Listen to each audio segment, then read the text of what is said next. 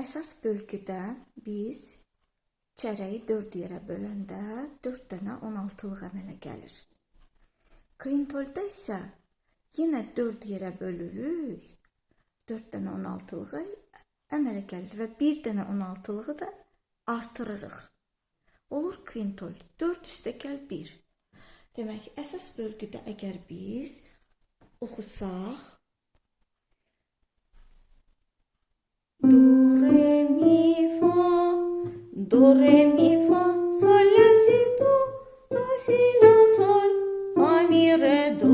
Bir hərəkətə, bir çərəyə, bir vəyə 4 dənə 16-lıq sıxışdırıq. Do, re, mi, fa, sol, la, si, do, si, la, sol, fa, mi, re, do. Amma kvintolda necə olur? 4 əvəzinə 5-i həmin bir vəyə sığışır. Do, re, mi, fa, sol, la, si, do, re, do, si, la, sol, fa, mi, re, do, si, do.